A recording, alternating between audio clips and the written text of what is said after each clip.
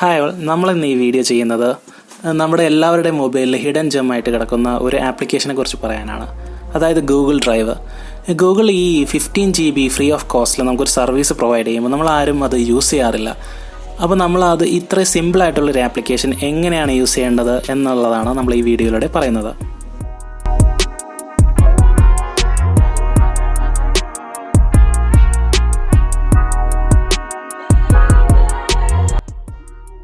നമുക്ക് ആദ്യം file upload ചെയ്യണം എങ്ങനെയാണെന്ന് നോക്കാം. അതിന് വേണ്ടിയിട്ട് ആദ്യം തന്നെ നമ്മൾ ഫയൽ മാനേജറിൽ കയറണം.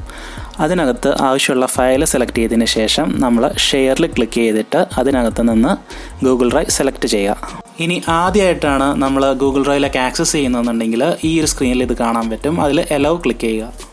ഇനി കാണുന്ന സ്ക്രീൻ എന്ന് പറഞ്ഞിട്ടുണ്ടെങ്കിൽ നമ്മുടെ അക്കൗണ്ടും ഫോൾഡറും സെലക്ട് ചെയ്യാനുള്ളതാണ്.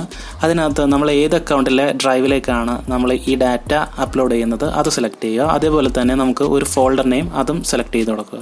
ഇനി നമുക്ക് അതിനൊരു ന്യൂ ഫോൾഡർ ക്രിയേറ്റ് ചെയ്തതിന് ശേഷം അതിനകത്ത് നമുക്ക് ആവശ്യമുള്ള നെയിം കൊടുത്തതിന് ശേഷം അത് സേവ് ചെയ്യുക. നമുക്കതിപ്പോൾ ഒരു സെപ്പറേറ്റ് ഫോൾഡറിലായിട്ട് നമുക്ക് ഡാറ്റ സേവ് ചെയ്യാൻ കഴിയും.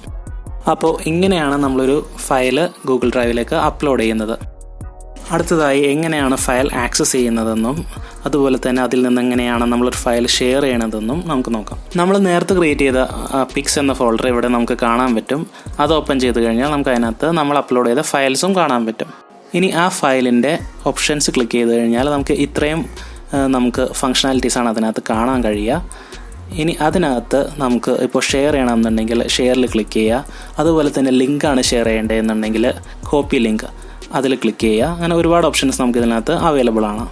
അതുപോലെ നമുക്ക് ഒരുപാട് കാര്യങ്ങൾ എക്സ്ട്രാ ചെയ്യാൻ പറ്റും. ഇപ്പോൾ ഇതിൻ്റെ കളർ ചേഞ്ച് ചെയ്യാനും റീനെയിം ചെയ്യാനും പിന്നെ അതുപോലെ തന്നെ നമുക്ക് ആ ഫോൾഡർ മൂവ് ചെയ്യാനും എല്ലാം നമുക്ക് ഇതിനകത്ത് നിന്ന് ഇതിൻ്റെ ഓപ്ഷൻസ് സെലക്ട് ചെയ്ത് കഴിഞ്ഞാൽ നമുക്ക് ചെയ്യാൻ പറ്റും. ഇതിനകത്ത് ഡീറ്റെയിൽസ് ആൻഡ് ആക്ടിവിറ്റീസിൽ ക്ലിക്ക് ചെയ്ത് കഴിഞ്ഞാൽ നമ്മൾ ഈ ഫയൽ ആർക്കൊക്കെ ആക്സസ് കൊടുത്തിട്ടുണ്ടെന്നുള്ളതും ഇതിൻ്റെ പ്രീവിയസ് ഹിസ്റ്ററിയും മറ്റു ഡീറ്റെയിൽസും നമുക്ക് അവൈലബിൾ ആയിരിക്കും. അടുത്തതായി നമ്മളൊരു ഫയൽ എങ്ങനെയാണ് ഒരു തേർഡ് പാർട്ടിക്ക് ഷെയർ ചെയ്യുന്നത് എന്നാണ് നോക്കാൻ പോകുന്നത്. അതിനുവേണ്ടി ഷെയറിൽ ക്ലിക്ക് ചെയ്തതിന് ശേഷം അവിടെ നമുക്ക് ആർക്കാണോ ഇത് ഷെയർ പോകേണ്ടത് അവരുടെ മെയിൽ ID പ്രൊവൈഡ് ചെയ്യുക.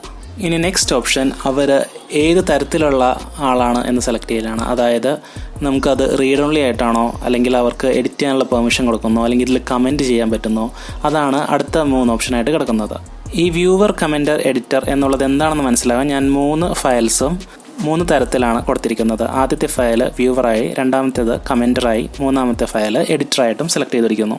ഇനി നെക്സ്റ്റ് മൊബൈലിൽ ഈ ഫയൽ റിസീവ് ചെയ്ത് കഴിഞ്ഞിട്ടുണ്ടെങ്കിൽ ഇങ്ങനെ ഒരു നോട്ടിഫിക്കേഷൻ ആയിരിക്കും വരുന്നത്. അതിൽ ക്ലിക്ക് ചെയ്ത് കഴിഞ്ഞാൽ നമുക്ക് ഈ ഫയൽ ആക്സസ് ചെയ്യാൻ പറ്റും. ഇപ്പം ഞാൻ 3 ഫയൽസിൻ്റെയും ഓപ്ഷൻസ് സെലക്ട് ചെയ്ത് വെച്ചിട്ടുണ്ട്. അപ്പോൾ ആദ്യം കാണുന്നത് വ്യൂവർ, പിന്നെ കമൻറ്റർ, അത് കഴിഞ്ഞിട്ട് എഡിറ്റർ. ഇതിന് 3 കാണുന്ന ഓപ്ഷൻസ് വ്യത്യസ്തമാണ്. നമുക്ക് ഈ സ്ക്രീനിൽ നിങ്ങൾക്ക് കാണാൻ പറ്റും. ഇതിൻ്റെ പ്രത്യേകത എന്ന് പറഞ്ഞിട്ടുണ്ടെങ്കിൽ വ്യൂവർ ആയിട്ടുള്ള ഒരാൾക്ക് അത് വ്യൂ ചെയ്യാനോ അതിൻ്റെ അകത്ത് ആ ഫയൽ ഡൗൺലോഡ് ചെയ്യാനോ മാത്രമേ കഴിയുള്ളൂ. അതിനകത്ത് എഡിറ്റ് ചെയ്യാനോ കമൻറ്റ് ചെയ്യാനോ പറ്റത്തില്ല. ഇനി കമൻറ്റർ ആയിട്ടുള്ള ഒരാൾക്ക് ഈ ഫയലിൻ്റെ മുകളിൽ നമുക്ക് കമൻറ്റ് ചെയ്യാനോ നമ്മുടെ ആവശ്യമുള്ള നോട്ട്സ് നോട്ട് ചെയ്ത് വെക്കാനും കഴിയും. ഇനി നിങ്ങൾ എഡിറ്റ് പെർമിഷൻ കൊടുക്കുകയാണെങ്കിൽ അത് എഡിറ്റർ എന്നുള്ളൊരു ഓപ്ഷനാണ് വരുന്നത്. അതിനകത്ത് ഈ ഫയൽ മൂവ് ചെയ്യാനും ഈ ഫയലിനെ റീറൈറ്റ് ചെയ്യാനും ഇനി നിങ്ങൾക്ക് ഇതിൻ്റെ മുകളിൽ എഡിറ്റ് ചെയ്യാനും എല്ലാം സാധിക്കും. എഡിറ്റ് ഓപ്ഷനിലുള്ള ഒരാൾക്ക് മാത്രമാണ് ഈ ഫയൽ ഒരു തേർഡ് പാർട്ടിക്ക് ഷെയർ ചെയ്യാൻ സാധിക്കുകയുള്ളൂ. ഇനി അടുത്തതായിട്ട് നമുക്ക് നോക്കേണ്ടത് ഇതിനകത്ത് മുകളിൽ ക്ലിക്ക് ചെയ്ത് കഴിഞ്ഞാൽ നമുക്കിതിൻ്റെ ബാക്കിയുള്ള ഫങ്ഷണാലിറ്റീസ് കാണാൻ സാധിക്കുന്നതാണ്. അതിനകത്ത് ഒരുപാട് ഓപ്ഷൻസ് ഉണ്ട്. അതിനകത്ത് ബിന്നുണ്ട്, അതായത് നമ്മൾ പഴയത് ഡിലീറ്റ് ചെയ്ത ഫയൽസ് ബിന്നിലാണ് കിടക്കുന്നത്. നോട്ടിഫിക്കേഷൻസ് ഉണ്ട്, നമുക്കൊന്ന് നോട്ടിഫിക്കേഷൻസ് അതിൽ കാണാൻ പറ്റും. അതുപോലെ ബാക്കപ്പ് ഉണ്ട്.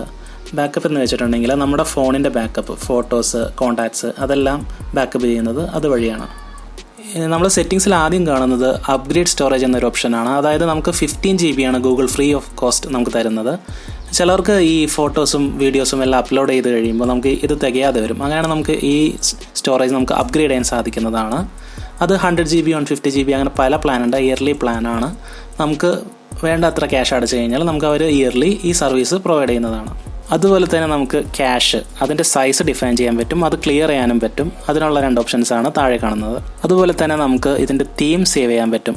അതായത് നമ്മൾ ഡാർക്ക് തീമാണ് യൂസ് ചെയ്യുന്നതെന്നുണ്ടെങ്കിൽ നമുക്ക് കുറച്ചധികം ബാറ്ററി സേവ് ചെയ്യാൻ പറ്റുന്നതാണ്. അതുകൊണ്ടാണ് ഇപ്പോൾ പുതിയ എല്ലാ ആപ്ലിക്കേഷൻസിനും ഡാർക്ക് തീം എന്നുള്ളൊരു സാധനം വന്നിരിക്കുന്നത്.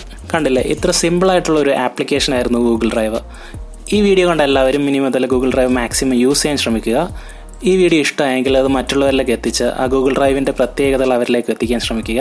അതുപോലെ തന്നെ നമ്മുടെ ചാനലിലേക്ക് സബ്സ്ക്രൈബ് ചെയ്യുക, ലൈക്ക് ചെയ്യുക, കമൻറ്റ് ചെയ്യുക.